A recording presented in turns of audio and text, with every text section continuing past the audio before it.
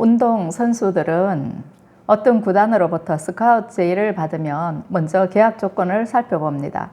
연봉은 적절한지, 불합리한 조항은 없는지 체크한 뒤에 서로 합의가 되면 서명을 하고 계약을 합니다. 상방의 합의하에 이루어지는 계약이죠. 이때 계약서에 선수들의 연봉이 명시가 되는데요. 만약에 이를 지키지 않으면 중도에 파기할 수 있는 자격이 있습니다. 이 선수들의 연봉을 가리켜서 흔히들 몸값이라고 해요. 어떤 선수의 몸값이 높아졌다라든가 이런 이야기들을 종종 하는데, 선수는 몸값을 받은 만큼 실적을 내야 하는 부담이 있습니다.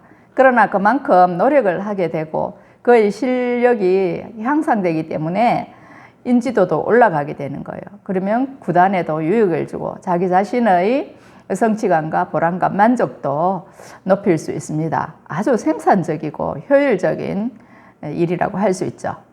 이와는 달리 당사자의 의사나 의지와 상관없이 강제로 몸값이 매겨지는 경우가 있습니다. 주로 납치법이나 인신매매범 같은 불법 조직이 연계된 경우입니다. 타인의 생명을 담보로 하여서 자신의 이기적인 욕망을 채우려는 이 파렴치한 행위들은 중범죄입니다. 그런데 이런 일이 가족 혹은 사제지간에도 있었다는 것을 성경은 기록하고 있어요. 예를 들면 창세기에 그 유명한 요셉은요, 형들에게 발렸습니다. 은 20냥에 발렸는데 그 요셉의 몸값을 형들과 미대한 상인들이 결정하더라는 거예요. 얼마나 비참하고 억울하겠습니까? 자신의 몸이고 자신의 인생인데 남들이 강제로 집행을 하고 결정을 하더라는 거예요. 이런 게 얼마나 부당한 일입니까? 성경에 이런 기록이 있다는 말씀입니다. 요셉이 나중에는 해피엔딩으로 끝이 나게 되지만 10수년 동안 그가 흘린 피눈물과 그의 아버지 야곱이 받았을 고통을 생각하면요, 끔찍한 거예요. 그러나 하나님께서 그 모든 일들을 합력하여서 선을 이루게 하셨습니다. 하나님은 오늘 본문에서도 그런 일을 하신다는 것을 말씀하고 있어요. 마태복음 26장 1절에서 5절과 14절에서 16절인데요. 먼저 26장 1절에서 5절 말씀입니다. 예수께서 이 말씀을 다 마치시고 제자들에게 이르시되 너희가 아는 바와 같이 이틀이 지나면 유월절이라 인자가 십자가에 못 박히기 위하여 팔리리라 하시더라. 그때에 대제사장들과 백성의 장로들이 가야바라 하는 대제사장의 관저에 모여 예수를 흉계로 잡아 죽이려고 의논하되 말하기를 밀란이 날까 하노니 명절에는 하지 말자 하더라. 14절에서 16절. 그때 12 중의 하나인 가룟 유다라 하는 자가 대제사장들에게 가서 말하되 내가 예수를 너에게 넘겨주리니 얼마에 주려느냐 하니 그들이 은 30을 달아주거늘 그가 그때부터 예수를 넘겨줄 기회를 찾더라. 창세기에서는 이복 형들이 동생을 은 20냥에 팔아버린 그런 사건이 있었는데, 마태복음 26장에서는요, 이제 메시아 예수님이 제자에 의해 팔리게 된다는 것을 예수님이 말씀해 주고 계세요. 26장 1절에서 예수께서 이 말씀을 다 마치시고 제자들에게 이르시되 이랬는데, 이 말씀을 다 마치셨다는 것은 마태복음 24장, 25장에서 말씀하신 감람산 강화를 끝내셨다는 거예요. 그 후에 이제 십자가 순환을 하시는데 지금까지 3번 십자가 순환 고지를 하셨어요. 그리고 이번에는 4번째로 십자가 순환 고지를 하시는데 구체적으로 말씀하시는 거예요. 2절을 보면 이틀이 지나면 유월절이라 말씀하세요. 때를 말씀하시고 또 누가? 인자가 예수님을 가리키죠. 어떻게 됐냐? 십자가에 못 박히기 위하여서 팔리리라 말씀하십니다. 예수님이 십자가에 못 박히시는데 언제 못 박히시나? 유월절에 못 박히신다 말씀하시고, 그 다음에 어떤 방법으로 되느냐? 팔린다. 십자가에 못 박히시되 팔려서 십자가에 못이 박히게 될 것이라 말씀을 하시는 거예요. 예수님은 이 모든 것을 알고 계십니다. 가룟 유다가 예수님을 팔 것이라는 걸 아셔요. 그리고 대제사장들과 백성의 장로들이 예수님을 십자가에 못 박으실 것을 아시는 거예요. 다 아시면서 그냥 팔려주시는 겁니다. 백성의 장로들과 대제사장은요, 종교 지도자로서 수장급에 속하는 사람들입니다. 근데 이 사람들이요, 예수님을 흉계로 잡아 죽이려고 의논을 하는 거예요. 얼마나 무서운 세상인지 모릅니다. 발단은요, 예수님이 예루살렘 성전을 청결하게 한 데서부터 비롯되었습니다. 그들의 종교 비즈니스를 다 엎으시고 강도의 구례를 만들었단 말씀하시니까 그들의 마음속에 분노의 불길이 일어났습니다. 그래서 예수님을 제거해야겠다는 생각을 하게 되었는데 본격적으로 이제 예수님을 잡아 죽이려고 의논을 하는데 흉계로 잡아 죽이려고 하는 거예요. 어떤 미끼를 던지거나 사기를 치거나 거짓을 동원해서 잡아 죽이려고 이제 음모를 꾸몄다는 거예요. 그래서 이들이 어디에 모이는가 하면 대제사장의 관정에 모이는 거예요. 보통 공개적인 일은 사내들인 공의회에서 70명, 71명의 그 의원들이 모인 자리에서 공식적으로 결정을 하게 되어 있습니다. 그런데 지금 은밀하게 음모를 꾸며야 하니까 이 비밀이 누설되면 안 되기 때문에 대제사장의 관저에서 이런 음모를 꾸미고 있는 거예요.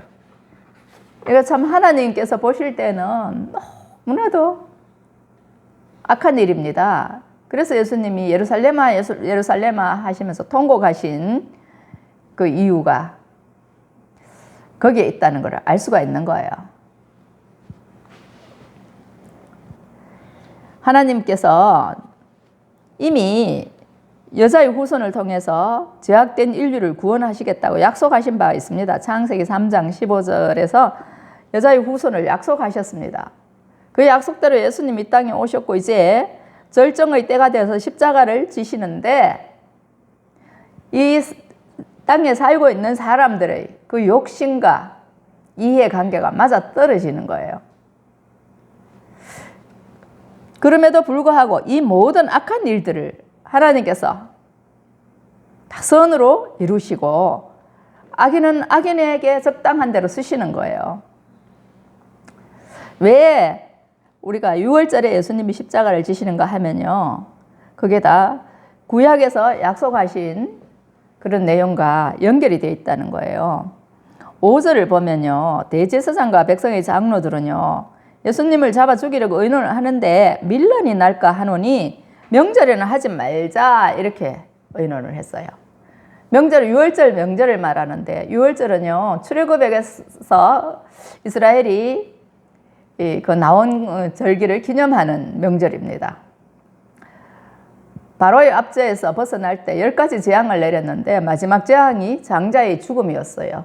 그런데 어린 양의 피를 문 임방과 설주에 바른 이스라엘 백성들은 이 죽음의 사자가 넘어갔어요. 6월절. 그래서 패스오버라고 해서 6월절인데 그때에 이제 이스라엘이 구원을 받았기 때문에 그 날짜를 기념하여서 세계 각국에 흩어져 있던 디아스포라들은 예루살렘으로 돌아오는 절기가 바로 6월절이라는 거예요. 그러니까 명절에 사람들이 많이 모이는데 당시만 하더라도 예수님은 유대의 왕으로 추대하자고 할 만큼 인기가 있었어요. 그렇기 때문에 예수님을 잘못 올가미 씌우다가는 밀란이 날 소지가 있었습니다. 밀란이 나면 골치가 아파지는 거예요.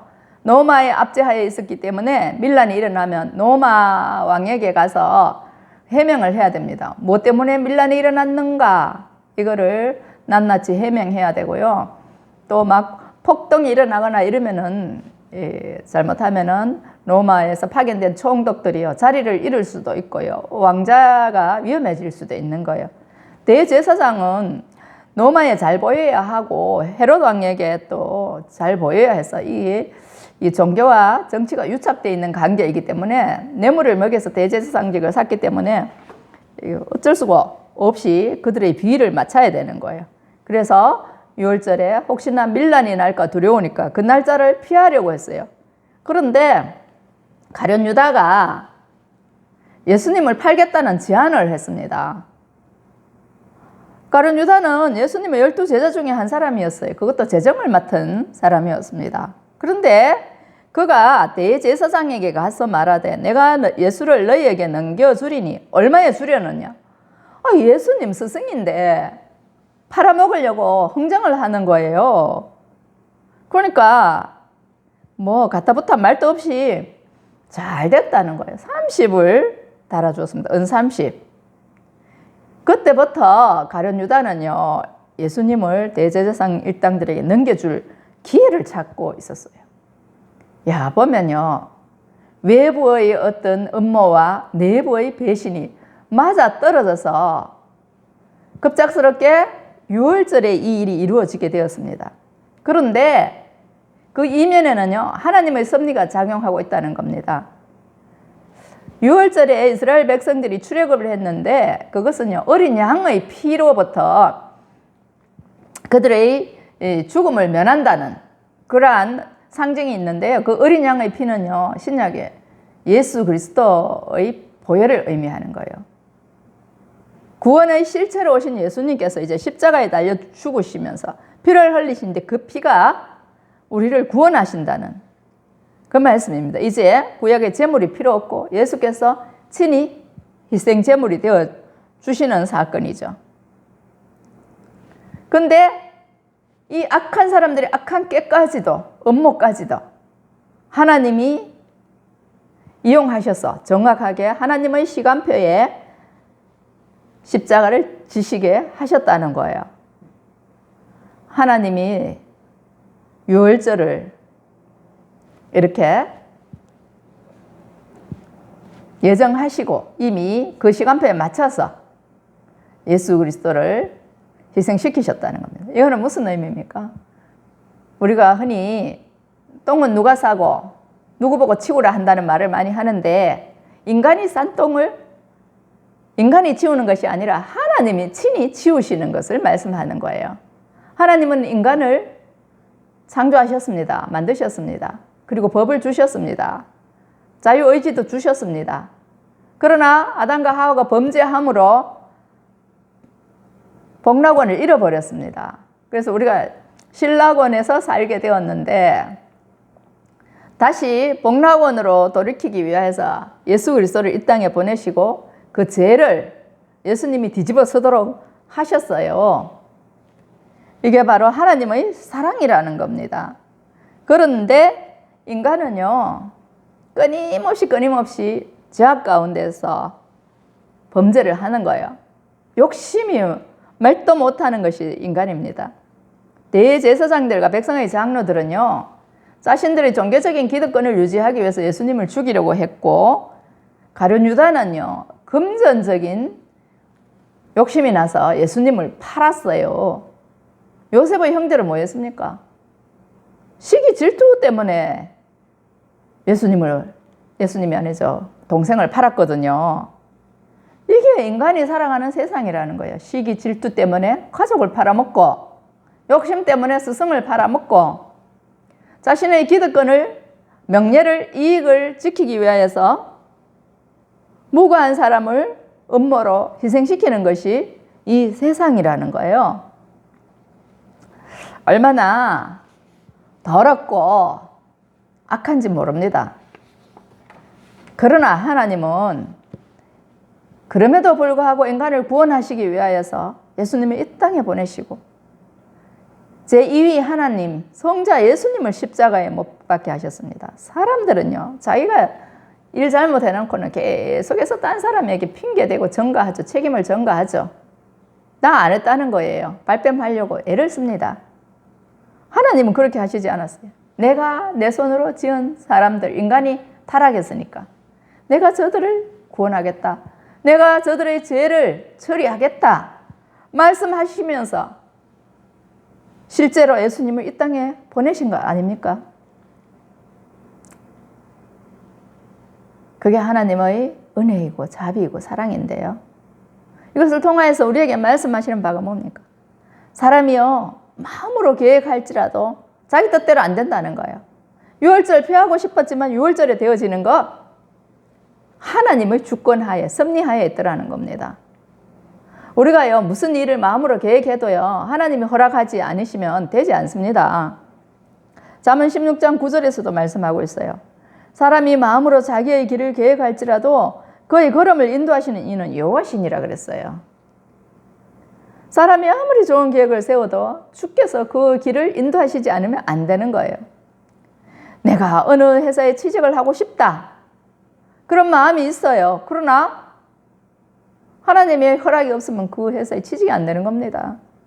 또 내가 어떤 사람하고 결혼하고 싶다 마음을 먹어도 하나님이 허락하지 않으시면 안 되는 거예요. 뭐 당사자의 마음도 얻어야 되겠지만 일단 하나님이 허락하신 인연이 아니면 안 되는 거예요.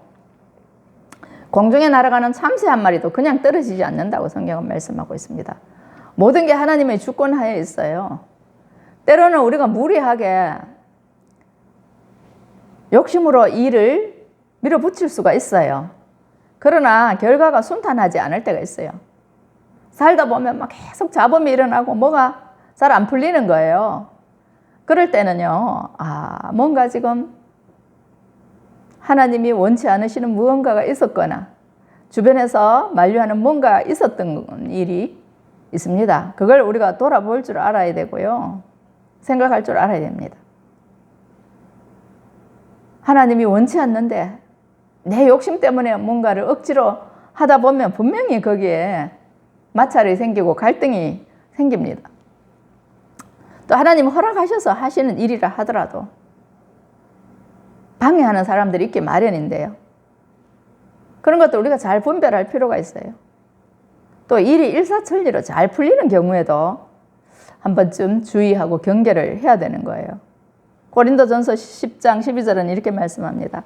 그런즉 선줄로 생각하는 자는 넘어질까 조심하라 그랬어요. 우리가 종종 이야기를 들어보면요, 주변 사람들이 이렇게 해요.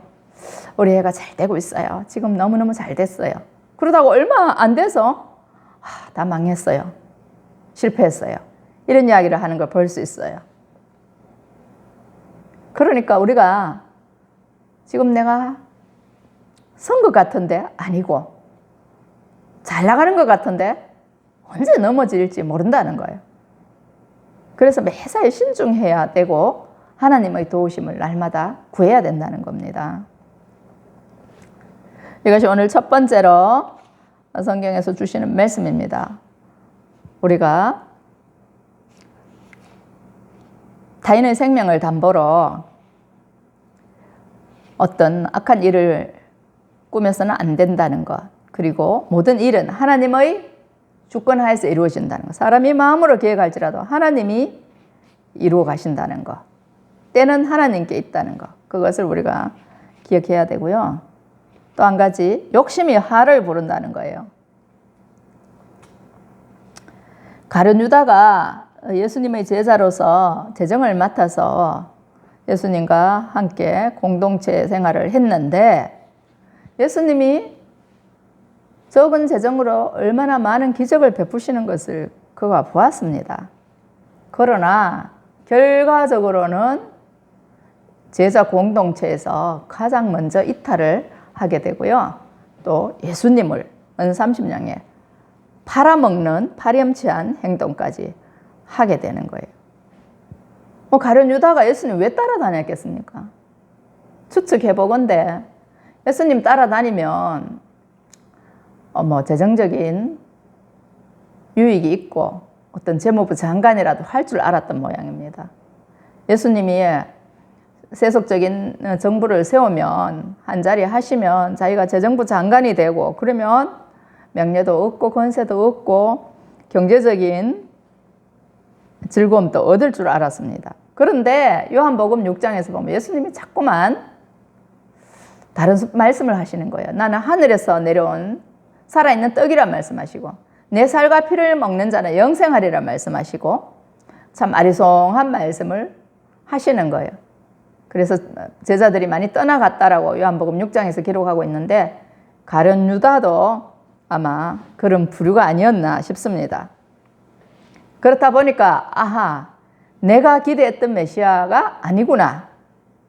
그래서 이쯤에서 내가 예수님을 떠나야 되겠다 하는 생각을 했던 것 같습니다.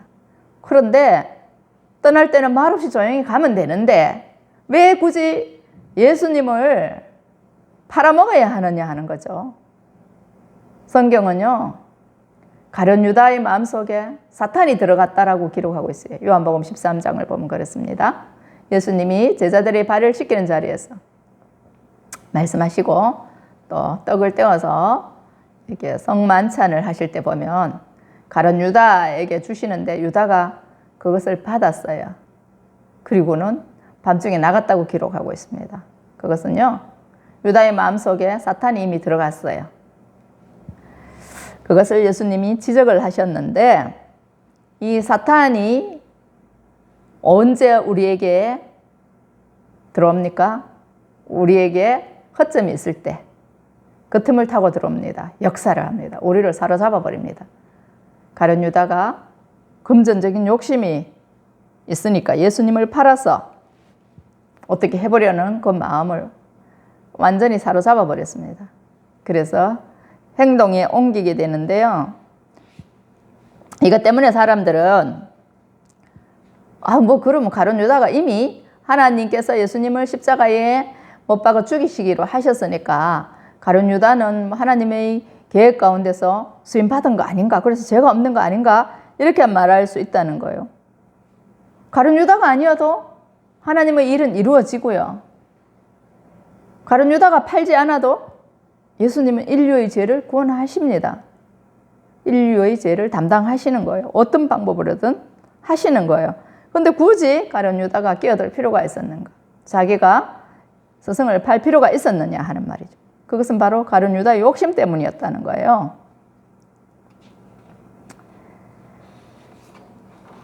야고보서 1장 15절에서 16절 말씀 보면 그렇습니다. 욕심이 잉태한 적 죄를 낳고 죄가 장성한 적 사망을 낳느니라. 내 사랑하는 형제들아 속지 말라 그랬어요. 욕심이 잉태하면 죄가 되고요. 죄가 자라면 사망이 된다는 거예요. 가룟 유다가 꼭 들어맞는 일을 한 거예요. 욕심 때문에 예수님을 팔아먹는 죄를 지었죠. 그 죄가 자랐어요. 결국은 자기가 스스로 목매어 죽은 것 아닙니까? 이게 속지 말라는 거예요. 가룟 유다가 예수님을 판 후에 양심의 가책을 느꼈어요. 자, 예수님을 팔았는데 보니 백성의 장로들과 대제사장이요, 예수님을 정죄했어요. 죄가 없는데 죄 있는 사람으로 만들어서 십자가에 못을 박으려고 하니까 제자로서 보기엔 너무 양심에 가책이 왔습니다. 그래서 은삼십냥을 대제사장이 도로 갖다 주려고 했는데 안 받아요. 우리와 무슨 상관이냐? 내가 짐을 지라. 네가 주도한 거니까 네가 처리해라. 그 죄짐을 네가 지라. 이렇게 이야기했어요. 공범들은 원래 그렇죠. 함께 공모하고는 나중에는 은근슬쩍 떠넘기고 어느 한쪽에게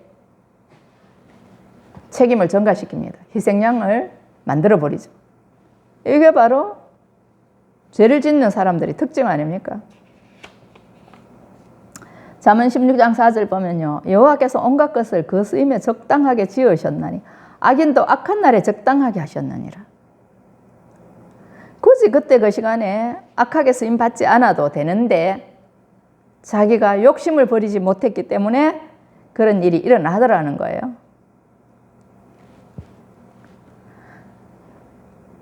얼마 전에 태풍 카눈이 지나갔어요.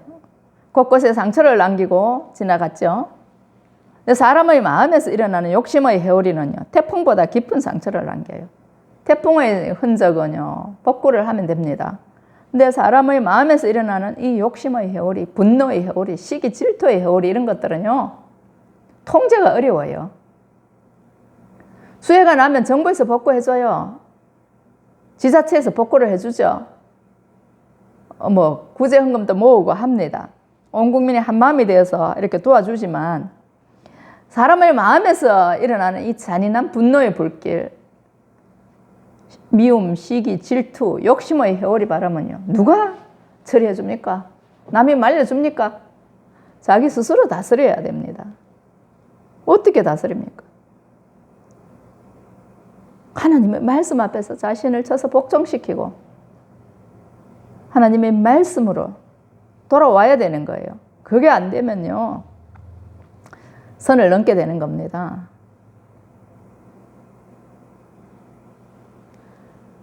사람 죽이고 두 다리 뻗고 편히 잘 수 있는 사람이 있습니까?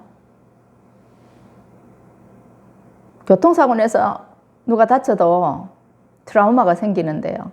운전하기 겁나고 두려운데 무고한 사람을 해치고 어떻게 두 다리 뻗고 잠을 잡니까?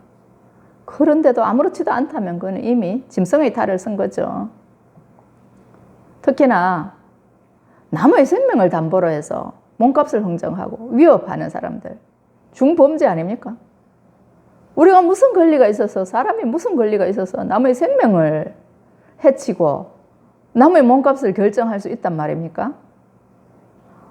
그럴 자격도 권한도 없는 거예요. 선을 넘어도 한참 넘은 것이죠. 선을 넘어가면요, 그 누구도 수습할 수 없는 일이 벌어지는 거예요. 가룟 유다가요, 예수님 팔아먹고 결국은 수습이 안 되니까 자기 스스로 죽는 거 아닙니까? 우리가 살아가는 삶이 그렇다는 거예요. 누구라도 한순간 그 욕심을 통제하지 못하고 제어하지 못하면요, 똑같이 된다는 거예요. 대제사장, 백성의 장로들 같은 사람은요, 권세를 가지고 무고한 사람을 해치고요. 가룟 유다 같은 사람은요, 이유 없이 자기 욕심 때문에 돈 얼마에 사람 팔아먹고요. 요셉의 형들은요, 시기 질투가 나서 동생을 팔아먹는 거예요. 이게 사람이 살아가는 세상에서 일어나는 일이라는 겁니다. 우리는 안 그렇습니다. 나는 안 그렇습니다. 우리 집은 안 그래요. 장담할 수 없는 거죠. 신문에 보고 뉴스에 보면 뭐 얼마나 재력이 있는 사람들이 범죄를 많이 짓는지 모릅니다. 범죄를 저지르고도 눈도 깜짝하지 않는 사람도 있고요. 사람 해치는 거를 벌레 죽이듯이 하는 사람도 있고요. 야, 무서운 세상입니다. 그래서 우리가 항상 하나님의 말씀으로 돌아와야 되고요. 하나님이 무슨 말씀을 하시는가 알아야 됩니다. 정말 진흙탕 같은 세상 가운데서도 하나님은 우리를 바로 세우시기 위해서 몸부림치시는 거예요. 연꽃이 진흙 속에서 피어나듯이 이 진흙탕 같은 세상 가운데서 바르게 살라고 하나님이 말씀하시고 성자 예수님이 십자가를 지시고 죽으신 것 아닙니까? 내가 너희들의 죄를 사해 주마. 이제는 제발 제대로 살아라 말씀하시는 거예요. 평안을 잃어버린 사람들에게 평안을 주시는 거예요. 오늘 마태복음 26장의 말씀을 통하여서 정말 우리에게 주시는 교훈이 깊이 깊이 꽂히면 좋겠습니다. 기도하겠습니다. 하나님 감사합니다. 오늘 마태복음 26장의 말씀을 통하여서 우리가 부당하게 타인의 생명을 해롭게 하고 남의 인생을 부당하게 흥정하고 결정하는 일이 없게 하여 주시옵소서. 참으로 우리가 깨끗하다고 말하지만 우리 안에는 온갖 욕심과 제약이 들끓고 있습니다. 가룟 유다가 은 30냥의 스승을 팔아먹고 대제사장과 백성의 장로들은 그들의 기득권을 유지하기 위해서 예수님을 음모로 죽이려고 했습니다. 요셉의 형들은 시기 질투심에 눈이 멀어서 동생을 은 20냥에 팔아먹었습니다. 여기에 가담한 상인들과 함께 협잡한 사람들, 수많은 사람들이 우리가 살아가는 세상 가운데 있습니다. 우리가 예외가 될 수 없고 그렇지 않다고 장담할 수 없는 가운데 있사오니 주님, 우리를 불쌍히 여기시고 늘 말씀 안에서 우리를 세우게 하시고 돌아보게 하여 주시옵소서. 모든 것 아시는 예수 그리스도 이름으로 기도하옵나이다. 아멘.